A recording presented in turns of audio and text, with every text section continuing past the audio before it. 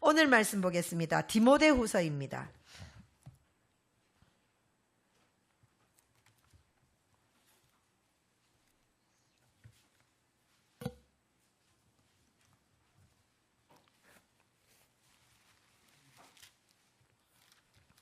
디모데후서 2장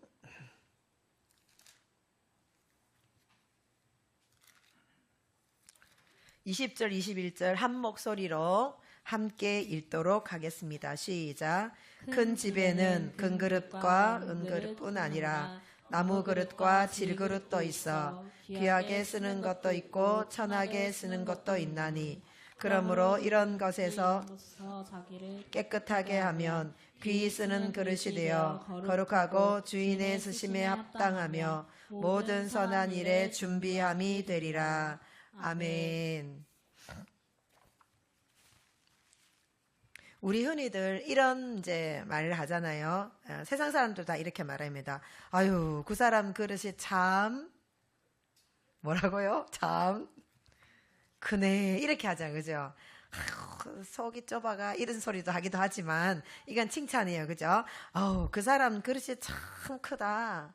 그 사람 통이 크다 이렇게 하면, 아니면 통이 작다 이렇게 하기도 하지요. 그래서 이게 그릇이다, 통이다 이렇게 말할 때는 사람을, 그죠? 사람의 이제 속사람, 실은 속사람이죠.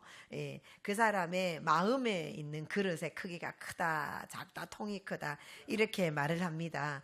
성경에도 사람을, 심령을 그릇에 표현하는 구절이 있어요, 없어요?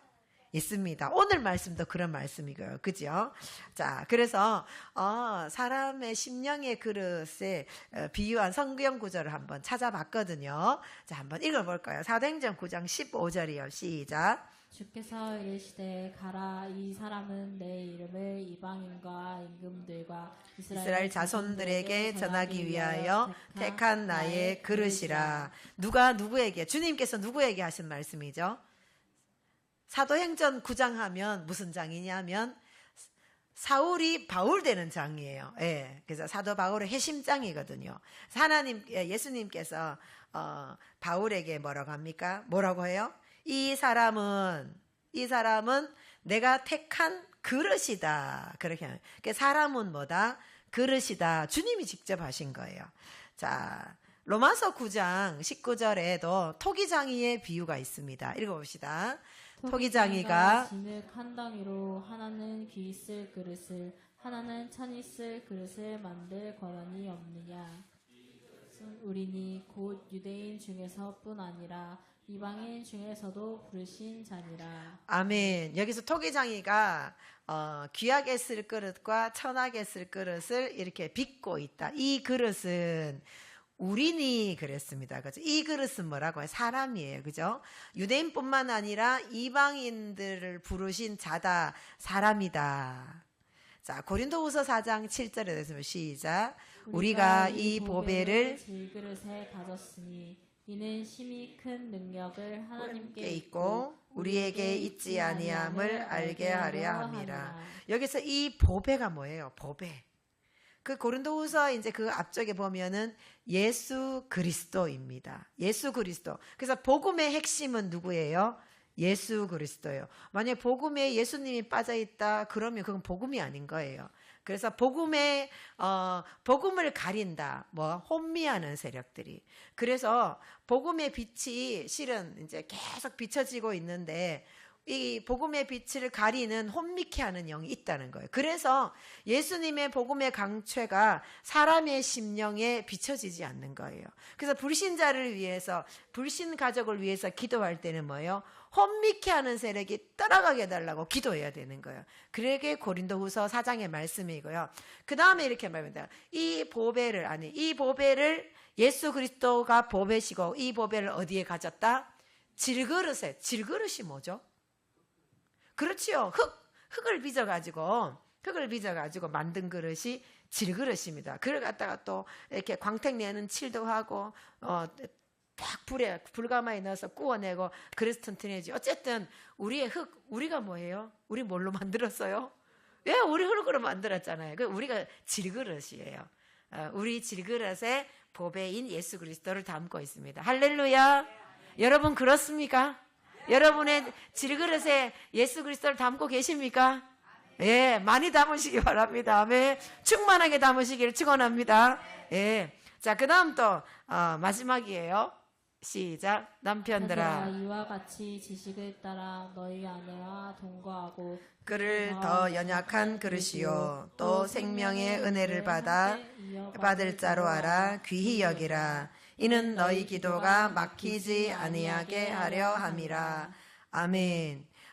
남편들에게 베드로 사도가 하는 말이긴 하지만 2000년 전과 오늘날의 여성의 주의는 너무 많이 다르지요. 예, 그때는 여자는 정말 인간 취급받지 않는 시대였고 오늘날의 여자는 남자 위에 군림하려는 시대를 살고 있는 시대지만 조금 다르긴 해도, 예, 조금 이제 변화가 있긴 해도 뭐라고 했습니까? 아내는 더 연약한 그릇이다. 이렇게 말씀을 하고 있습니다. 그리고 남편들이요, 기도가 막히는 중요한 원인이 하나 있습니다. 뭐요? 아내를 귀하게 여기지 않고요, 아내에게 막대하고 있잖아요. 아내를 학대하고 때리고 폭력하고 막 아내한테 욕하고 폭살하고, 만약에 관계가 깨뜨려져 이러면 그 남편의 기도는 하나님 앞에 올라가지 않고 막혀버립니다. 그래서 결혼하는 남편들은 아내를 귀하게 연약한 그릇으로 여겨라. 그 이유는 네 기도가 하나님 앞에 막힌다, 이렇게 가르쳐 주고 있습니다. 그래서 이런 여러 성경 구절을 보면 이렇게 그릇 얘기가 나오는데, 이 그릇은 진짜 그릇이 아니고 뭐라고요? 사람을 그릇에 비유한 것이다 말씀하고 있습니다. 오늘 디모데후서 2장에도 보면 사도 바울이 금그릇, 은그릇, 나무그릇, 질그릇 이런 그릇 얘기를 하는 거죠. 사도 바울이 뭐 그릇 장사도 아니고, 예, 그릇 많이 팔아먹으려고 뭐 그릇 얘기하는 게 아니잖아요. 그래서 사도 바울이 왜 그런 얘기를 했냐 하면 진짜 사도 바울이 사람들, 복음 전하게 사람들을 많이 만나고 교회도 세우고 있는데, 사람들의 심령을 보니까 심령 속에 진짜 뭐가 있더라고요? 이게 비유가 아니고 환상을 보니까, 영적인 세계를 보니까 사람마다 그 속에 뭐가 있더라? 진짜 그릇이 있고 그 그릇이 보이더라는 거예요. 그래서 이 환상은 이게 비유 같지만 비유가 아니라 실제다라는 것입니다. 그래서 우리가 영적으로 기도하다 보면 환상이 보이죠. 때로는 영적인 꿈을 꾸기도 하잖아요. 요즘 이제 저희가 새로운 영계를 보는 영성 훈련을 받기 위해서 오준사님하고 제가 가는데, 먼저 이제 누구에 있어서 어떤 영이 역사하는지 이렇게 보기 위해 십자가 세우기를 한단 말이에요. 십자가 세우기를 하고 탁 보면 보여지는 거예요. 그게 이제 그 속에 아는 영들이 역사하는 거. 그래서 우리는 영계를 본다, 환상을 본다 이렇게 하지만 실은 어떻게 보면요, 영적인 게 더 실체인 거예요. 믿습니까? 하나님은 눈에 보이지 않는 영이잖아요. 그러나 우리보다 누가 더 실체예요? 하나님이 실체이시지. 우리의 육은요, 우리 눈에 보이는 이 육은요, 얼마 동안 쓸 겁니까? 오래 서야 100년. 그렇지 않습니까? 다 사라지는 거예요. 그렇지만 영적인 게 더 실제이고 실체인 것입니다. 그래서 사도 바울이 실제로 사람의 심령을 보니까 그 심령 속에 그릇이 있더라는 거예요. 이 그릇에다가, 이 심령의 그릇에다가 하나님 주시는 은혜도 담고, 성령이 부어주시는 생수도 담고, 또 하나님의 축복도 담고, 또 하나님께 감사하는 마음도 담고, 그렇다라는 것이죠. 그래서 우리가 이래 말하잖아요. 은혜 받았다. 오늘 찬양하다가 제가 오늘 찬양하다가 은혜 많이 받았어요. 마지막 찬양을 하는데 나라를 위한 그 찬양을 하는데 눈물이 막 흐르면서 막 애절한 마음이 되네요. 은혜를 받았습니다. 은혜 받았다 이런 말이에요. 말씀 듣다가도 은혜 받고 기도하다가도 은혜 받잖아요. 그죠? 은혜를 많이 받기를 축원합니다. 아멘. 많이 받으셔야 돼요. 그래서 그건 뭐냐면 내 마음에, 내 심령 속의 그릇에다가 그 은혜를 담았다라는 것입니다. 근데요, 우리가 그렇잖아요. 은혜를 담아도 그 은혜가 오래 가든가요? 그 은혜가 일주일 가면 잘 가는 거, 일주일 가는 사람 거의 없을걸요? 2일, 3일 더 잘 못 가요. 오늘 은혜를 많이 받았는데 그 다음날 아침에 일어나면 내가 어제 은혜 엄청 받았는데 오늘 아침에 내가 또 좀 힘들어. 예, 이게 왜 그러냐 하면 왜 그럴까요? 은혜를 그렇게 받았다 싶은데 왜 우리는 이 은혜가 계속 지켜지지 않을까요? 봐봐요. 여기 제거를 마시라고 이렇게 이제 그 컵에다가 물을 담고 왔잖아요. 그죠? 처음에 이제 연수가 지금 많이 담아줬어요. 이만큼 찰랑찰랑 이렇게. 제가 마셨는데 만약 이게 제가 마시지도 않았는데요. 이렇게 나중에 보니까는 없어요. 뭐 문제일까요? 부어지는 이렇게 물이 문제일까요? 뭐가 문제일까요? 그릇이 문제죠. 왜 그럴까요? 깨졌거나 금이 갔거나 새거나 그렇게 하죠. 그래서 우리가 은혜를 분명히 받아도 이 은혜가 지속되지 않는 것은 은혜를 주시는 주체가 문제가 아니라 뭐가 문제예요? 내 심령 그릇이 문제예요. 그래서 오늘 제목입니다. 시작. 심령의 그릇 상태를 점검하라. 내 심령의 그릇 상태를 점검해야 되는 것. 내 심령의 그릇이 어떤가 한번 잘 들어보십시다. 큰 교회들은요, 부서도 많이 있어요. 사람들도 많아요. 그러니까 조직 체계가 시스템이 갖추어야 돼요. 그리고 그걸 하다 보면요, 그다음에 체계가 잘 되어서 시스템으로 돌아가야 되는 거예요. 큰 교회는 어쩔 수가 없습니다. 그래서 그 속에서 은혜를 받기 위해서는요, 청사마옥 발버둥 많이 쳐야 돼요. 그러다 보면 봉사할 일이 많잖아. 큰 교회는 봉사할 부서도 많고 봉사할 일도 많고. 지민이가 그래도 이제 월배교회, 우리 교회보다 훨씬 더 큰 교회를 갔지요. 하는데 몇 달이 지나도 처음 보는 성도가 있고 몇 달이 지나도 성도가 자기가 전도사인 모르는 사람도 있더라고. 근데 이제 명패를 하니까 이렇게 알긴 하지만 그래서 아는 거죠. 그래서 큰 교회는 봉사할 일들이 참 많아요. 각종 예배도 많고 전도대도 뭐 무슨 전도대 그다음에 식당 봉사도 해야 되고 청소도 해야 되고 교사 뭐 찬양대 봉사할 일이 참 많이 있어요. 근데 이렇게 봉사하는 걸로는요, 그 사람의 영적 성장을 시키지는 못한다는 거예요. 또 그 사람의 심령 그릇도 깨끗하게 한다거나 그 심령 그릇이 커진다거나 이런 부분하고는 상관없어. 그러면 봉사하는 필요 없어. 아니요. 하나님 나라 위하여 교회 위하여 섬기고 봉사하는 것은요, 천국 내 집을 짓는 재료가 된다는 거예요. 할렐루야. 예. 그런데 이 속사람의 그릇과 이 영적 성장하고는 좀 그거하고 별개의 문제다라는 거죠. 이렇게 연계를 보시는 분이 교회 안의 성도들의 영적인 나이를 보니까 보통이 뭐 5, 6세 많으면 7세 이 정도 되더라는 거.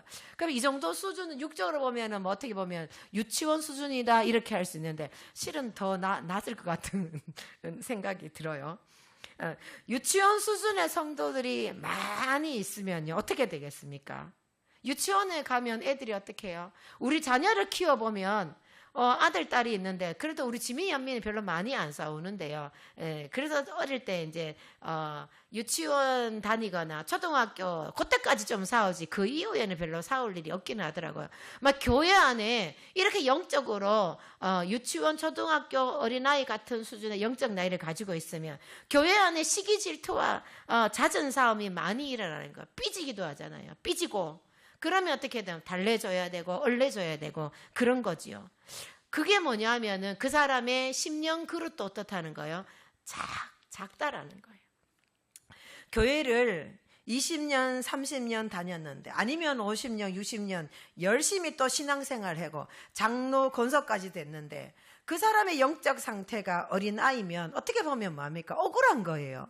이렇게 평생 교회를 다녔는데 왜 이렇게 내 심령 그릇이 커지지 않았고 아니면은 나는 영적으로 성장하지 않았을까? 왜 그것을 몰랐을까? 영적 성장시키는데 더 이렇게 에너지를 쏟지 않고 왜 엉뚱한 일에다가 이렇게 긴 세월을 보냈을까? 이거 생각하면 어떻게 보면 억울한 부분이 되실 수도 있어요. 그래서 회개 기도를 하면서 영계를 보는 눈이 열리면 영적 나이도 보이고 그 다음에 심령 그릇도 보이고 또 이 심령 상태가 보이기 때문에 신앙생활 막 잘해보려고요. 막 아둥바둥 이렇게 하는 것이 아니라 이렇게 회개기도 하다가 영적인 세계에 눈을 열어서 보이게 되면 신앙생활이 훨씬 더 쉬워지고 어려운 것만이 아니라는 것입니다. 그래서 이런 영적인 이 성장이 되어버리면요, 많은 문제들이, 실은 안 되는 문제들이 풀어지고 이해되는 부분이 많아지는 거죠. 자, 심령의 그릇이 있잖아요. 문제가 생겨요. 아까 물이 샌다고 그랬는데, 만약에 그러면 심령 그릇에 문제가 생기잖아요. 심령 그릇에 문제가 생기면 어떤 일이 이루어지느냐, 이걸 이제 몇 가지로 말씀드리면, 갈급해가지고요. 만약 물이 새버리니까 담기는 게 없으니까 갈급한 거예요. 그래서 여기저기 쫓아다니면서 영적으로 방황하게 됩니다. 여기 갔다가 저기 갔다가 이 기도원 갔다가 저 기도원 갔다가, 아니면 부흥사가 이 부흥사가 은사가 있다더라, 이 부흥사가 은사가 많다더라 하면서 막 쫓아다니는 거예요. 이렇게 갈급하면 영적으로 방황하게 되는 것입니다. 자, 그 다음에 심령 그릇에 문제가 생기면요, 교회도요, 옮겨 다니게 됩니다. 어떤 교회는요, 그 문제가 있으면 어떤 교회는 목회자를 자꾸 갈아치웁니다. 있지요. 예, 분명히 그 교회는 전체적으로 심령 그릇에 문제가 생긴 상태입니다. 또 심령 그릇에 문제가 생기면 은혜를 받았다 싶어도 지속되지 않고 그 은혜가 일시적이고 순간적이 된다는 것이죠. 심령의 상태가요, 심령 그릇에 문제가 생기면요, 마음에 기쁨이 사라지는 거, 이게 참 큰 문제가 있습니다. 여러분은 마음에 기쁨이 있습니까? 예수님 믿어도 기쁨이 없어요. 예수 믿는 게 재미가 없어요. 신앙생활에 재미가 없어요. 교회에 오고 가고 하는 것이, 예배 드리는 것이 습관적이 되고 형식적이 되었다. 그럼 반드시 내 심령에 문제가 있다고 생각하셔야 돼요. 마치 이렇대요. 학교 가는 것처럼, 새가방 메고 학교 가는 것처럼, 직장 가는 것처럼 교회에 오게 된다는 거예요. 예, 여러분 생각해봐요. 학교 갈 때, 야, 나 학교 간다, 좋다, 이렇게 갑니까? 직장 갈 때 일어나서, 와, 나 오늘 회사 가는데 너무 좋아, 즐거워, 이렇게 회사 가는 사람이 있다면, 와, 그 사람 너무 보기. 근데 회사 갈 때, 오늘도 일해야 되네, 그죠? 이렇게 가잖아요. 근데 교회 올 때 이런 직장 가는 것처럼, 매일 직장 가잖아요. 매일 학교 가는 것처럼 내가 교회에 오게 된다. 오, 큰 문제. 내 심령에 큰. 심령 그릇에 문제가 있으면요, 영적인 성장이 없어요. 그렇죠? 영적 성장 될 리가 없겠죠. 말씀을 들어도 깨달아지지가 않아요. 그러니까 영적 수준이 안 올라갑니다. 그러니까 뭐예요? 인격적인 변화도 없고 삶의 변화도 없고요. 그렇습니다. 기도를 한다고 하는 것 같지만은 내가 이렇게 하나님의 은혜를 체험한다거나, 은사를 방언이 터진다거나, 아니면 은사를 체험한다거나, 이런 거에 없는 것입니다. 열심을 막 내죠. 한국 교회는요, 어느 교회들보다도 착하고 열심되는 성도들이 많은 데가 한국 교회지 않습니까? 근데 이게 더 문제예요. 영적 그릇은, 내 심령 그릇은 문제가 있는데 막 열심만 내가 일하고 쫓아다니고 봉사만 하면 안 된다는 거예요. 그렇다고 해서 내가 영적인 성장 변화가 일어나지 않기 때문이에요. 그래서 나에게 영적인 변화와 성장이 안 일어나면 어떻게 되는지 아세요? 그 아버지가, 어머니가 교회는 열심히 다니고 교회 일을 열심히 한다 쳐도 그 자녀가 예수님을 안 믿는 일이 벌어지는 거예요. 어릴 때는 부모의 강압에 의해서, 부모가 먹이 살려주니까, 용돈 주니까 같이 교회 다니다가 20대가 되고 머리 굵으면 뭐합니까? 막 교회를 떠나버리는 거예요. 그런 부모님이 영적인 성장이 이루어지지 않은 그 결과물로 나타나는 거예요. 6번째요. 내 그릇에 문제가 있으면요, 만족감이 떨어져요. 그래서 때로는 가슴에 찬바람이 싹 부는 것 같아요. 혹시 그런 경험 해봤습니까? 가슴에 찬바람이 싹 분다. 그릇에 참 큰 문제입니다. 그리고 남 탓하게 됩니다. 내가 그 인간 만나서 그래, 우리 목사님이 은혜가 없어서 그래 하면서 자신을 돌아보지 않고 자꾸 남 바라보면서 비판하게 되고 탓하게 됩니다. 그래서 자신을 보지 못하지요. 심령 그릇에 문제가 생기면요, 가정 안에서의 모습과 교회 안에서의 모습이 이중적이에요. 바리새인 같습니다. 교회 오면 가면을 탁 쓰고요, 집에 가면 뭐합니까? 가면을 벗습니다. 그래서 교회의 모습과 집의 모습이 달라요. 그러면요, 심령에 반드시 문제가 있는 거예요. 그래서 위선적인 신앙생활을 할 수밖에 없게 됩니다. 그리고 신앙생활 하면 할수록요, 이만큼 내가 신앙생활 오래 했는데도 도저히 풀리지 않는, 이해되지 않는 문제들은 있기 때문에 영적 갈등이 깊어지는 거예요. 제가 오늘 드리는 이 메시지는요, 어제 말고 그전주 토요일 날 이제 영성훈련 받으러 가서 목사님, 생명수 목사님인가 정명진 목사님이 설명해주는 그런 제가 이제 강의 듣고 여러분에게 전달하는 건데, 너무 은혜가 돼가지고 말씀을 드리는 건데, 이 목사님이 직접 겪은 이야기예요. 교회 안에 권사님 장로님인데 11조 안 드리는 것도 아니에요. 예배도 잘 드리고 열심히 신앙생활 한다고 하는데 자녀들에게 문제가 생기는 거예요. 사업에 부도가 납니다. 직장생활에 또 적응도 잘 못하고 또 가난의 문제가 풀어지지 않고, 왜 성도들이 이렇게 드릴 헌금도 드리고 있고 신앙생활도 열심히 하는데 왜 이런 문제는 계속 풀리지 않는 문제일까? 목사님 스스로가 갈등이 일어났다고 해요. 그래서 내가 목회를 해야 되나? 내가 이 목회를 계속 해야 되나? 하면서 그만둘까? 목회를 접을까?까지도 생각하는 갈등이 일어났대요. 그래서 낮에는 교회에 있다가 밤 되면 오살리 기도원에 가서 밤에 계속 기도하고 새벽에 교회에 와서 또 새벽 기도하고 낮에 그래 그 생활을 6개월을 하면서 했다고 하면, 이렇게 심령의 그릇에 문제가 생기니까 뭐합니까? 목회를 해도 갈등이 일어난다는 거. 혹시 여러분은 신앙생활 하다가 이 신앙을 생활 그만둬야 되나? 갈등이 일어나지는 않습니까? 그것은 하나님이 문제이겠습니까? 예수님이 문제겠습니까? 뭐가 문제입니까?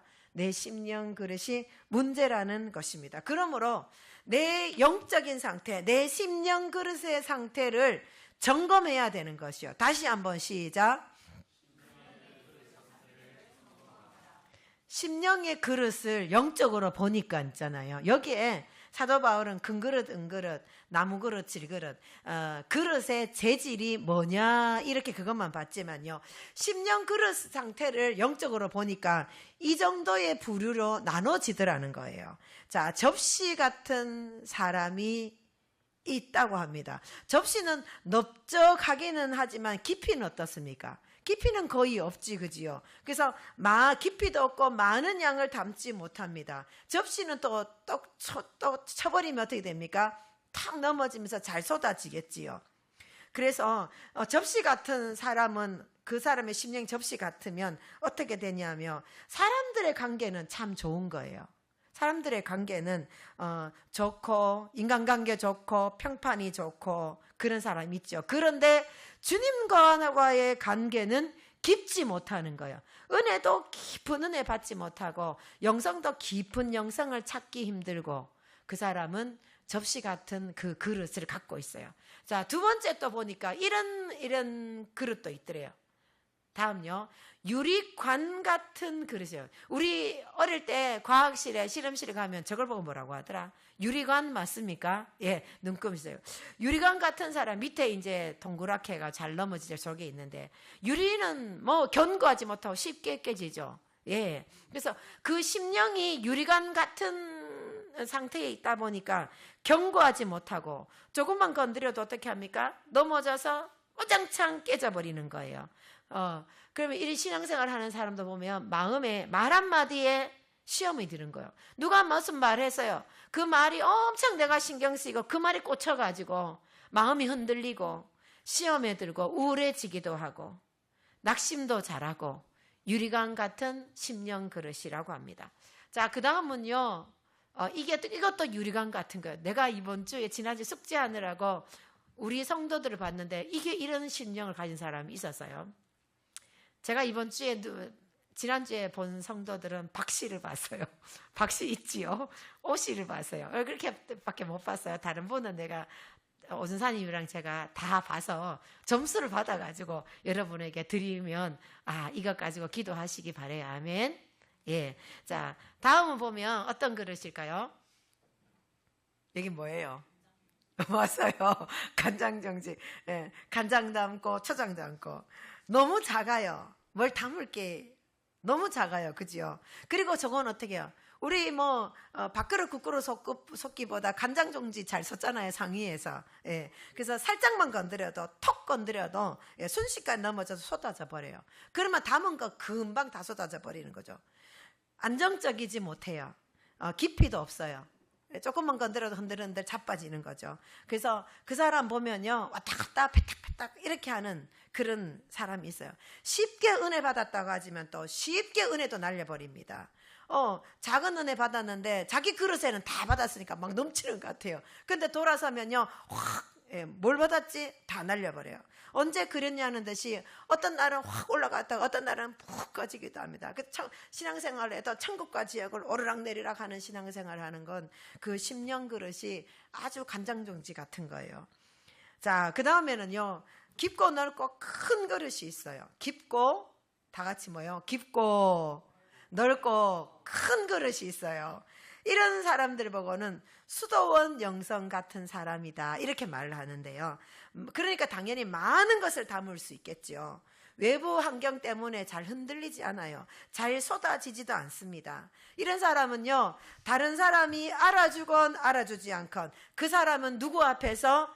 주님 앞에서의 삶을 살아가는 거예요. 때로는요, 저거 미쳤네, 예수 믿다가 교회 댕기다 미쳤네, 이런 소리를 들을지라도 나는 주님이 기뻐하시면 된다, 이렇게 그런 자세로 신앙생활을 하는 거예요. 환경이 어떤 것 때문에 흔들리지 않고 올라갔다 내려갔다 오락가락 이런 신앙생활도 없습니다. 중심으로 주님을 바라보면서 주님 따라가는 신앙생활, 사명이 뭔지를 알고 그 사명 감당하기 위해서 따라가는 사람은요, 깊고 넓고 큰 그릇의 사람인 것입니다. 자, 첫 번째로 이 사람이에요. 있나요? 자, 저 사람 누굴까요? 저분은 선지자예요. 우상 숭배하는 그 이스라엘 백성들에게 하나님이 심판하고 하나님이 징계하는 메시지를 전하기 위해서 이스라엘이 침범받지 않습니까? 그러면 적의 포로로 끌려가요. 포로로 끌려갈 때 옷 다 입은 상태로 끌려가는 게 아니에요. 옷 다 찢어지고 벗겨지고, 그리고 쇠사슬에 묶이고 발목도 착고에 채여서 이렇게 막 끌고 가거든요. 그 예표를 보여주기 위해서 하나님께서 이사야에게 뭐라고 해요? 너는 벗은 몸으로 벗은 발로 돌아다녀라. 무려 몇 년 동안? 3년 동안이나 그렇게 돌아다닌 거예요. 누구의 메시지예요? 하나님의 메시지에 순종하여서. 그러다가요, 왕에게까지 하나님의 심판과 징계의 메시지를 하면서 회개하고 돌아오라고 메시지를 전했습니다. 그러다 결국 이사야는 어떻게 되냐면 톱으로 켜서 죽임을 당하는 그런 선지자가 바로 이사야였습니다. 다음 선지자요. 이 선지자 누구일까요? 웅덩이 구덩이에, 저게 감옥이에요. 저기에 들어간 선지자, 예레미야 선지자입니다. 예레미야 선지자는요, 어린 나이에, 젊은 나이에 부름받았습니다. 젊은 나이에 부름받았는데 젊을 때는 다 뭘 앞두고 있어요? 결혼을 앞두고 있죠. 그런데 하나님이 예레미야 선지자에게 뭐라고 하는지 아세요? 너는 결혼하지 말아라. 그래서 이 말씀에 순종하여 결혼을 포기했습니다. 예레미야 선지자 영화를 보니까, 영화를 보면 좀 더 자세한 스토리가 얼마든지 일어날 수 있는 스토리가 있잖아요. 근데 생각도 못했는데 예레미야는 사랑하는 여인이 있었더라고요. 결혼할, 그 영화에는 그렇게 나와 있습니다. 그런데 하나님 그 상태에서, 하기야 생각해보면 사랑하는 여자가 해서 내 저 여자랑 결혼해야지 이렇게 안 했으면 결혼하지 마라 말씀을 안 하실 수도 있겠다 이런 생각이 들어요. 그런 메시지에 순종합니다.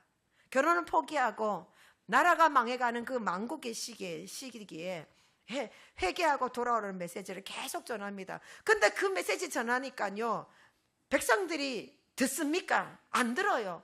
욕하고 비난을 엄청 듣습니다. 그래서 괴로워요. 나 이제 회개 메시지 안 전할래 하는데도 불붙는 마음이 있어서 회개의 메시지와 하나님 주신 메시지를 안 전할 수 없는 것이 선지자의 삶입니다.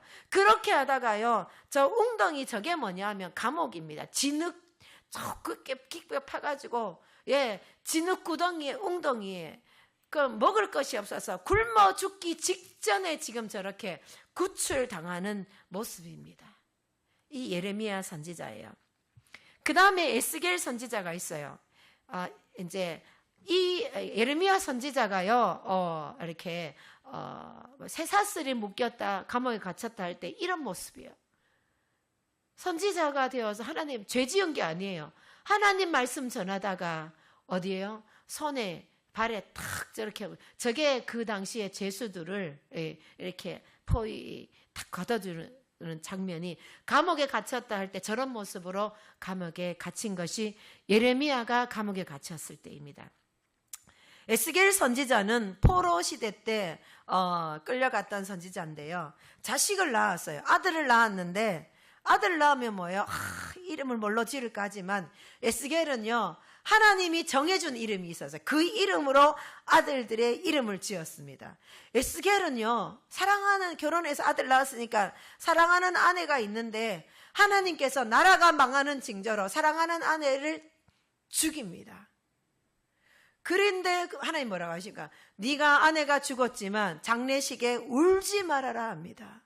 그래서 아내가 죽었는데도 울지 못하는 그런 하나님의 메시지를 받고 순종의 삶을 사는 게, 이게 뭐냐면요, 아내가 죽어서 사랑한 나라가 망하는 거예요. 그걸 비유해 이렇게 하는 것입니다. 그리고 소똥에 구운, 불 피운 게 아니에요. 나무불 피워서 떡을 굽고 가스불이 하는 게 아니라 뭐예요? 소똥을 가지고 처음엔 하나님께서 사람의 똥으로 네가 구워 먹어라. 그런데 하나님 너무 부정합니다 하니까 그나마 허락해 주시게 소똥에 떡을 구워 가지고 먹으라고 합니다. 부정한 떡을 먹으라고 하지만 유대인들에게 있어요. 부정해진다는 건 엄청 큰 거예요. 하나님께 나아가지 못하고 기도하지 못하는 건데, 그럼에도 불구하고 하나님의 메시지 말씀에 순종해서 선지자의 삶을 살았던 사람들. 그래서 선지자의 삶은요, 내 인생 내가 사는 것이 아니라 하나님 주신 말씀에 순종하고 하나님 주신 사명 감당하는 것이 선지자의 삶이었어요. 내 삶의 기쁨과 즐거움을 추구하지 않고 오직 하나님의 말씀이라면 그 말씀에 순종하는 삶을 사는 것이 선지자의 삶이었고, 이런 신앙생활을 하는 사람들의 심령이 바로 넓고 깊고 큰 그릇을 가졌다라는 것입니다. 오늘 이 시대에 성도들의 심령을 보니까 금그릇이냐 은그릇이냐, 때로는 돈과 철과 스탠도 있습니다. 이런 그릇이라면 좋겠죠. 녹그릇까지도. 그런데 오늘날 성도들의 심령 상태를 영적으로 보시는 분이 보니까 이런 그릇은 거의 없더라는 거예요. 대부분이 유리래요. 유리면 유리 중에서도 광화 유리면 좀 좋은 거죠. 유리고 나무고 유리고 뚝배기고 흙그릇, 이것이 오늘날 성도들의 심령 그릇이 대부분이더라는 거죠. 심령 그릇을 보면 우리 마음 안에 심령 그릇이니까 사람의 가로폭이 이 정도밖에 안 되니까 대부분 50cm를 넘지 않아요. 그래서 사람의 심령 상태의 그릇의 사이즈를 보니까요, 대략 대부분이 보통이 2, 3cm고요. 큰 그릇이라야 40이라는 거예요. 여러분은 한번 생각해요. 내 심령 그릇은 재질이 뭘로 되어 있을까? 나무일까? 유리일까? 흙일까? 내 그릇은 10cm일까? 20cm일까? 30cm일까? 내 그릇, 심령 그릇은 어떨까? 그래서 우리 이 성경에는 깨끗한 그릇은 하나님 쓰신다 그랬잖아요. 근데 깨끗하지 않고 더러우면, 그래서 그 심령을 보면 그 안에 막 돌도 막 가라앉아 있고, 어떤 그릇은요 막 구겨져, 울퉁불퉁 구겨져 있는 거예요. 심령 그릇을 제가 이제 진단해서 여러분이 보실 때요, 테두리가 참 중요하대요. 테두리가 철사로 꽁꽁 이렇게 돼 있으면요, 그 그릇이 커질 수가 없는 거예요. 그래서 이제 악한 영들이 테두리를 탱탱 감고 있는 거를 회개기도 하면서 떨어져 나가면 그 그릇이 커질 수 있다라는 것입니다.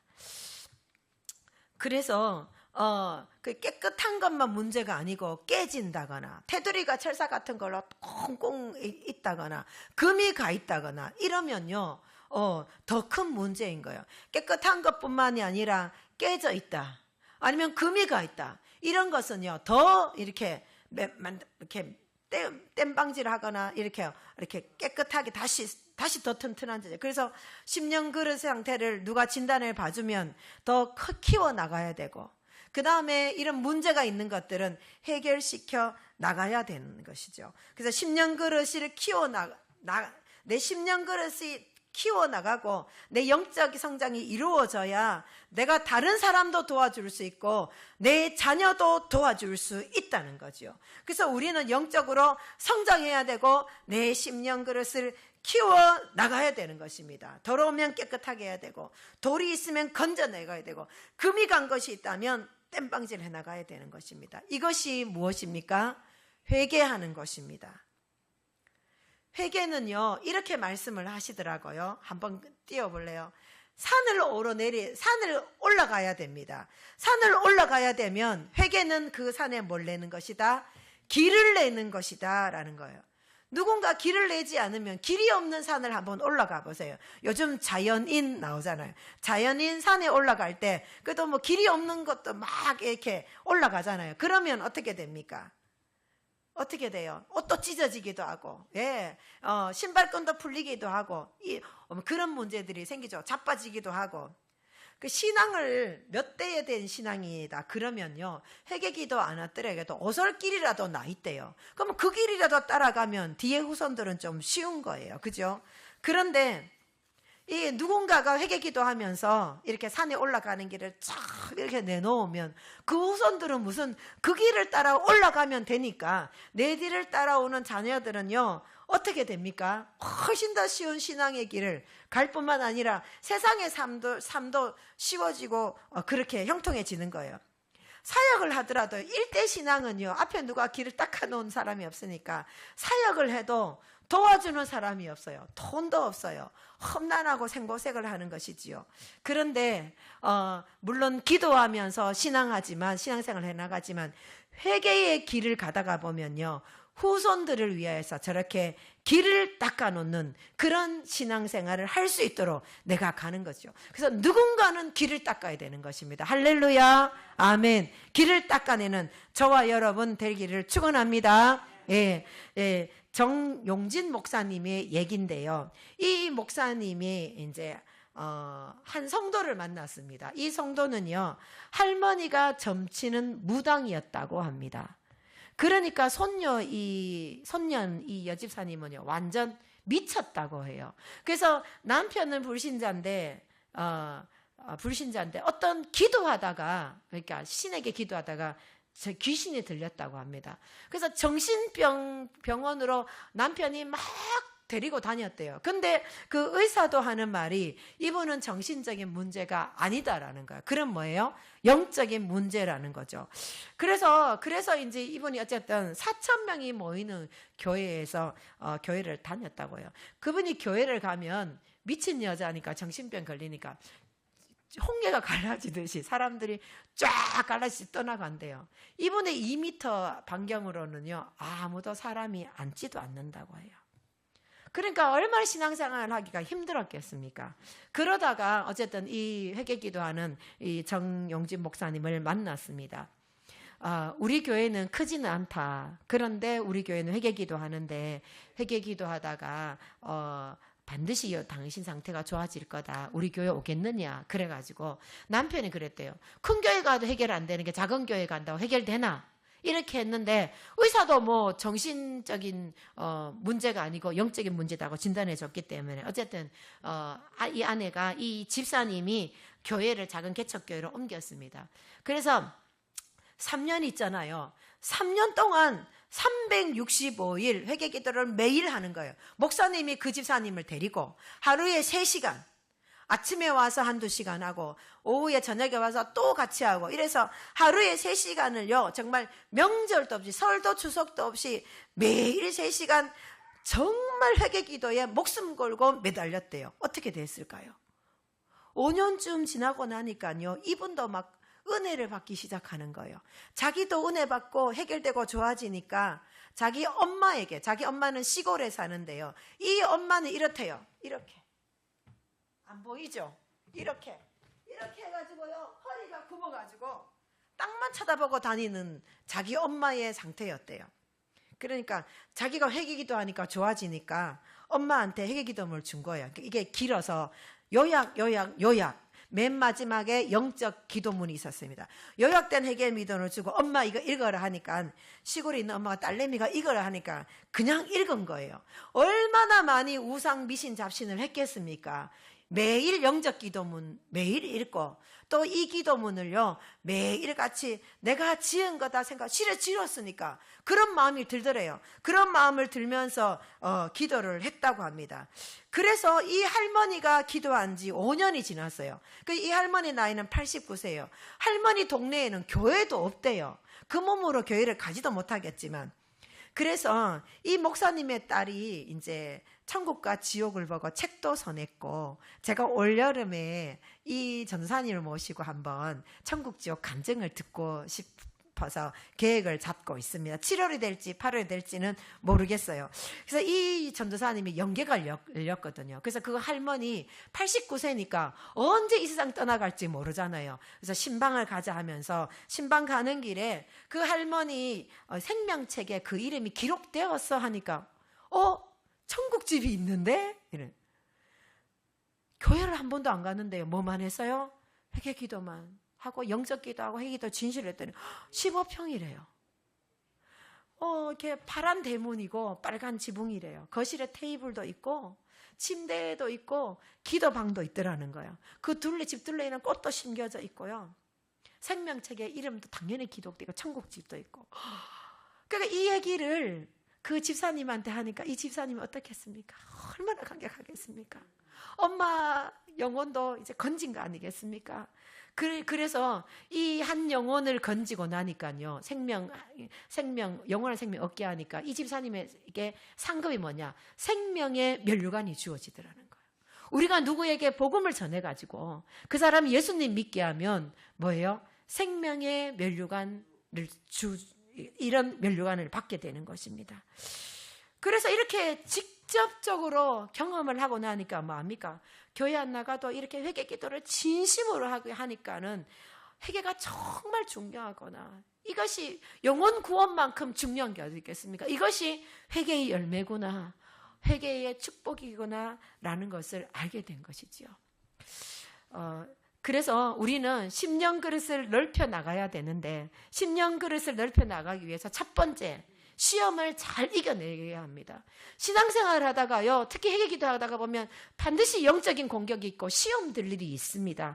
그럴 때 입술로 불평불만하면요, 절대로 내 심령 그릇이 커지지 않습니다. 입술의 불평을 그쳐야 되는 거예요. 때로는 교회 와서도 교회가 왜 이러냐, 저 성도는 왜 저러냐, 우리 목사님 말씀은 왜 이래가 은혜가 안 되냐, 이런 말을 할 수 있습니다. 생각할 수 있지만 생각하는 거하고 말하는 건 다른 거예요. 불평불만을 그치고 불평불만만 하지 않아도요, 심령 그릇은 견고해지고 더 커지는 것입니다. 무엇보다도 믿음과 기도가 중요한 것입니다. 특별히 회개 기도가 중요합니다. 회개 기도하면요, 그릇이 커지지 않도록 철사로 묶어놨던 철사가 끊어지는 거예요. 그래야 그릇이 커질 수 있는 거죠. 재질도요, 좋아지는 거예요. 흙그릇이다, 유리그릇이다, 더 튼튼하게 바꿔야죠. 그래서 그릇이 커질 수 있도록 회개도 하고 믿음을 견고해 나가야 됩니다. 그 다음에요, 우리는 신앙생활을 하다 보면 악한 영의 공격을 분명히 받게 되어 있죠. 그래서 영적 공격을 받지 않고 내가 신앙생활을 하기 위해서는 십자가 세우기를 많이 해야 된다. 이것이 비법으로 가르쳐 주신 것입니다.